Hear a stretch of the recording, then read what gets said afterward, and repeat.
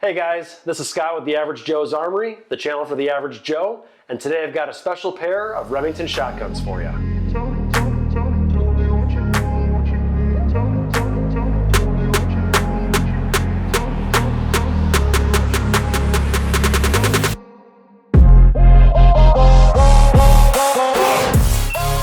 Welcome back guys, this is Scott from The Average Joe's Armory, the channel for the average Joe, and today we're going to be going over a pair, yes I said a pair, of Remington Mossy Oak shotguns. But before we get into the video, I'm going to ask that you please like, subscribe, and ring that bell so you can get notified of all of our future content. Now as you guys know, we are a newer channel, so we really do appreciate you to take the time to do those things and support us, and we thank you in advance for that. So with that being said, let's dive right on in. Today we've actually got a pair of Remington Mossy Oak shotguns, the Elusive Gobbler Guns that came out in the early 90s.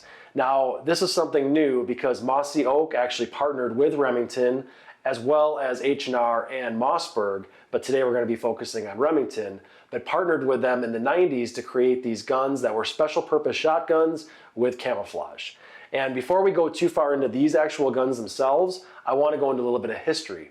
So when you take a look at that, the 870 and the 1187 models specifically, 870 being a pump model that was introduced in 1950 and the 1187 being introduced in 1987, when you think of those guns, or at least, in the early years, you think of a blued receiver, a blued barrel, and walnut furniture. Now, I know they made a lot of different variations of 870s and 1187s, different grades of furniture, different grades of walnut, different checkering, different variations, all that. But really when you think about it traditionally, that's what you think about. So imagine now in the early 90s, and now you've got an option to actually get a camouflaged gun to match your camo.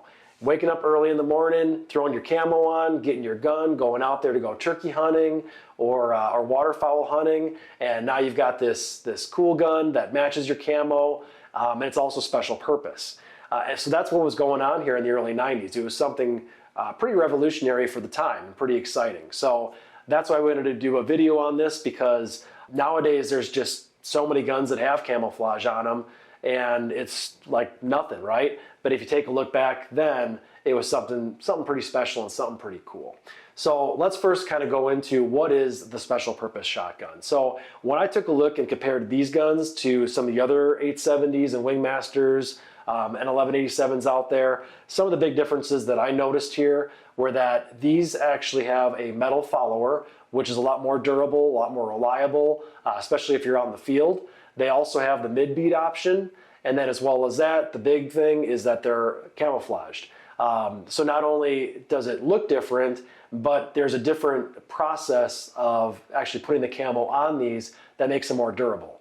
Somebody used to joke with me all the time with the 870 Express, saying, while you're sitting out in the field, you can actually see rust appearing on your gun.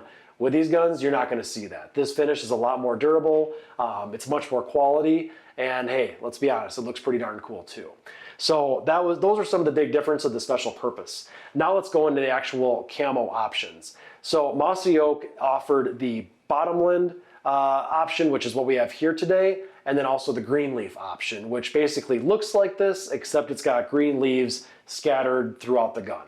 Now on the forums, I did see that there was a third pattern out there that they offered called just tree bark, which as you can imagine looks like tree bark.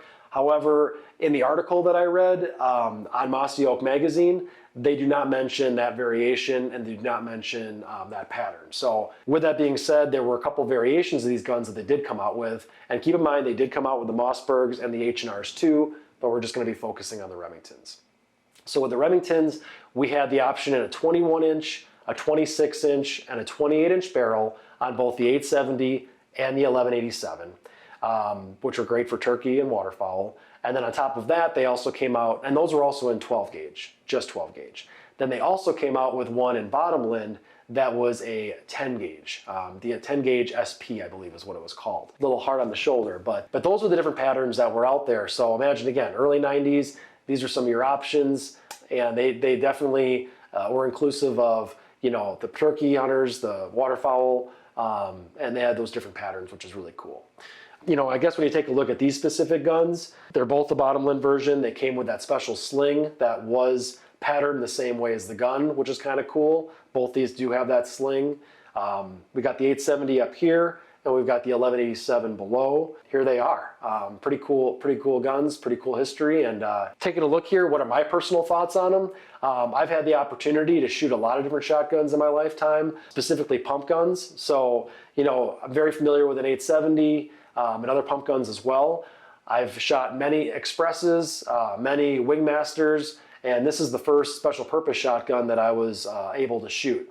What I can tell you is that, you know, it definitely is light years ahead of the Express. In terms of the Wingmaster, it's got a very similar feel as the Wingmaster. However, I will say Remington did something different, and I can't really put my finger on what they did, but when you pick it up, it just feels more solid.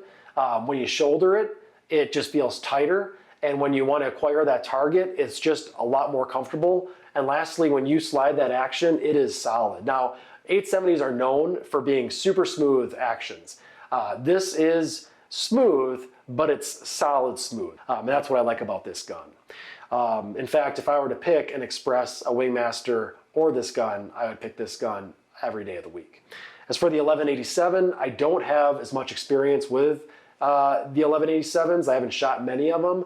However, I have shot a 2020 production model, which was the last year that they made it, as well as an earlier model too. This being, you know, right in the early 90s era. Again, it's a solid gun. It's got a nice crisp trigger, feels good to pick up, shoulder, acquire a target, and then pull that trigger. So definitely a fan of the 870. And again, for somebody that doesn't have as much experience with the 1187, still really like this gun as well. So, you know, for you, if you're going at a gun show and you're walking around and you see one of these things, whether it's in bottomland or greenleaf or any kind of variation hanging up on a rack, please do yourself a favor, pick it up, you know, shoulder it, take a look at it. To be honest, you might have just bought yourself a new gun and put a new gun in your collection because you might like it that much. Now, these things retailed for between $425 and $500 back in the early 90s, which at the time, I mean, for a pump, that's pretty expensive. For a semi-auto, that's pretty expensive. And nowadays, though, they've actually gone up in value, not only because collectors want to get their hands on them, but again, it's the original camouflage gun that Remington put out. So right now, if you're getting one in good condition, you're looking at about $1,000. And if you find one in very good condition, and if you're lucky enough to find one in mint condition, still in the box, I mean, you're looking at $1,800. In fact, that's what I've been seeing auctions as of last week going for when you can find them. So again, if you happen to stumble upon one, please do yourself a favor, pick it up, handle it, and you just might add a new gun to your collection. So with that said, you know, as always, we're really lucky to get our hands on these and show them to you today. We love doing the research, we love making the video, and on top of everything, most importantly, we love sharing it with all of you. If you have any information that we didn't share today on these guns, whether it's, you know, how many were made, any patterns that I missed, any variations that I missed, honestly, any information at all that was missed in this video, please do us a favor, do me a favor, put it in the comments below because I'd love to learn that and read about it, and I'm sure our viewers would feel the same way. So with that said, you know, this is Scott from Average Joe's Armory, the channel for the average Joe. Please take the time to like, subscribe, and ring that bell for our future content. We'll see you next time.